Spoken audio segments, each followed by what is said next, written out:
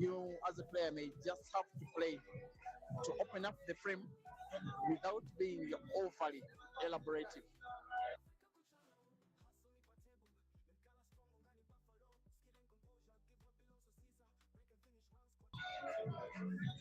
Here he comes, playing for an equalizer, playing for the money. All of the 4 matches he played in Tanzania were very close. He won 2 matches against Abdallah Hussein, all of them going insiders, then lost to Amadeus, again in a decider. Then the match between himself and Steven Jackson in Tanzania was on the verge of going into a decider before it was ended prematurely. This one could go in a decider as well because it is just about to be 18-18. What a match we have on our hands. Every time it looks like one player is going away with the match, the opponent has been showing exactly what they are made of. They have been showing signs of mounting comeback. And how many times is Kasozi coming back in the match? How many times has Ishmael himself come back in the same match? Caught in yellow, cue ball being brought just around the middle of the table, wanting to put black with the side pocket right. It is the side pocket left. With a little bit of difficulty, the black is still cuttable. For Joseph Kasozi, the frame is winnable. And now, equalizable. After 36 frames of play, ladies and gentlemen, it is Kasozi 18 and Ishmael 18. We now have 5 frames and a race to 3 for 2,000 US dollars. In the heart of the city where the lights shine bright, legends rise when the table calls a fight. Sharpshooters in Uganda, take the post with a stroke like thunder, fear the ghost. From Lusaka to Joburg, Kampala to Harare, across the motherland we struck with a magic hand.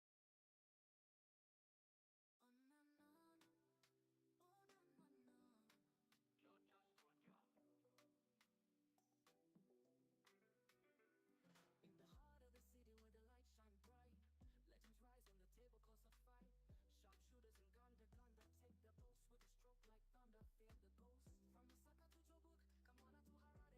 Africa is the ground, let the legacy grow.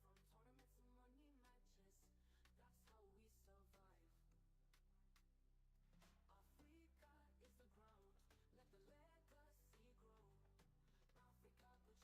Nkala strong, Ungani Buffalo. Skill and composure, give what belongs to Caesar. Break and finish rounds, continue Mr. Apples. Unkala humbled for table, now a short time. Lusaka to Joburg, Kampala to Harare, across the motherland we struck with the magic hand. We break, we spin, we aim with grace.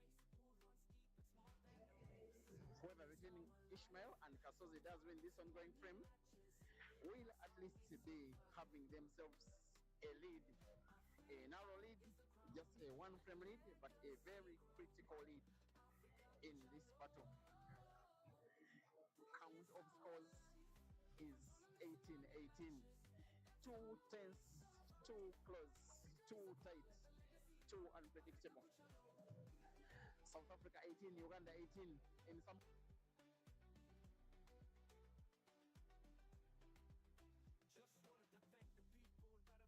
And with Kenya 18, Tanzania 18.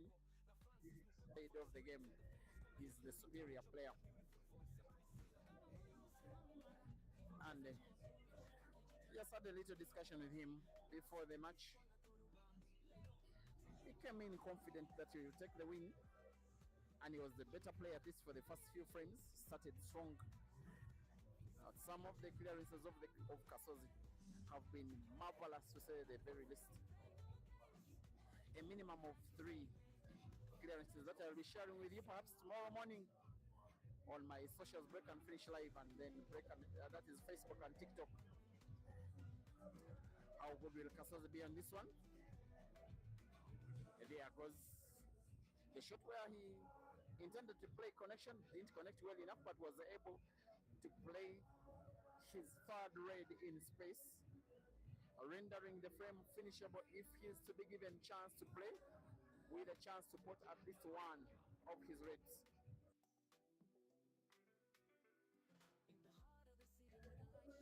ISHMAEL realizes so quickly that the yellow he's looking at, there is some space at the corner pocket between the jaw and the red for him to pass the yellow, open up the pocket, go for the frame.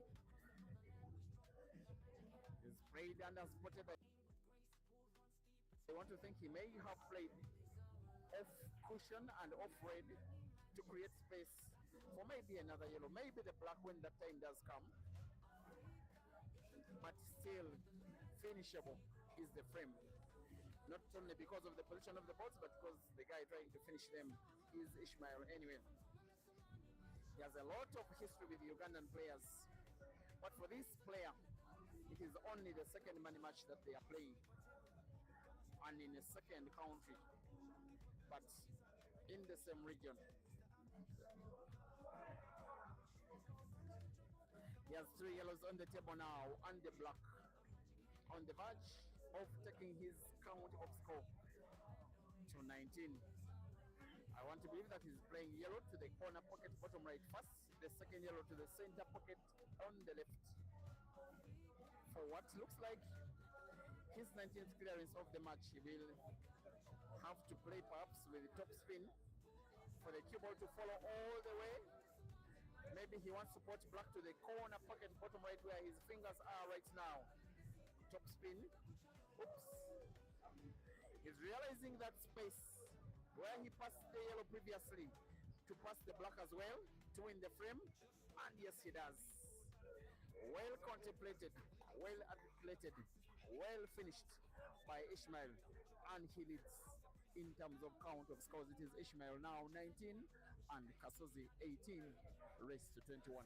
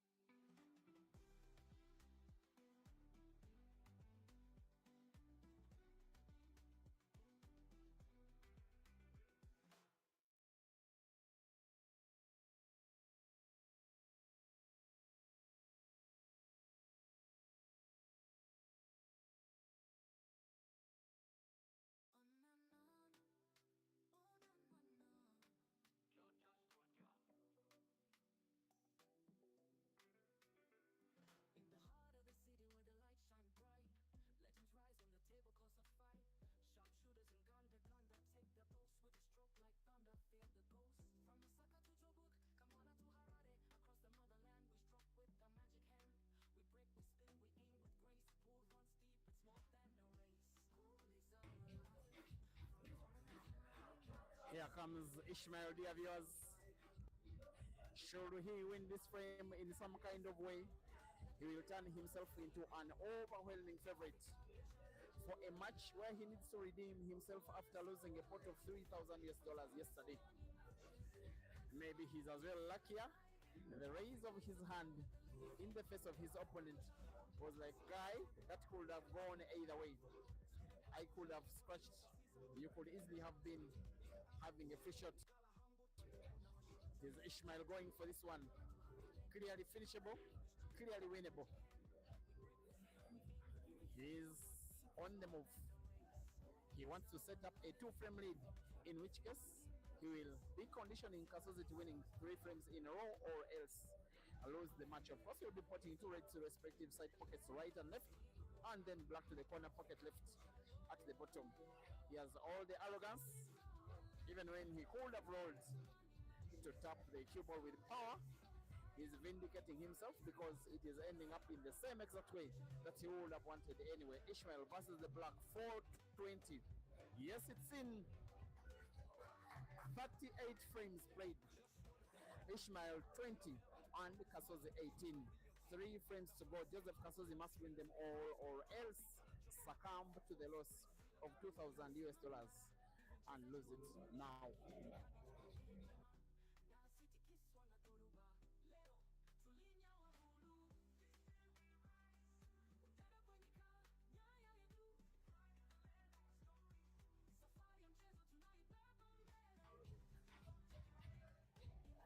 Here we are. Joseph Kasozi will be in the know that if he misuses this, it will be his last action of the match. How good will the break be? He gets to put the cue ball. That one may have been his last shot of the match. Look at the speed that ISHMAEL uses getting off the seat, as if to grab $2,000 US, as if to take a victory home, as if to redeem himself after loss of victory and money to Dola yesterday. In Kenya for a mission, born in Zimbabwe, raised in South Africa, representing South Africa, but in some kind of way representing Kenya as well. The mission is to outprove these players from East Africa, from Kenya, from Tanzania, from Uganda, that Ish is the man. So far he has gotten mixed performances, but he could be taking this one home. He has red touching the yellow. He has to put yellow to the corner pocket bottom right. He has to avoid playing red first.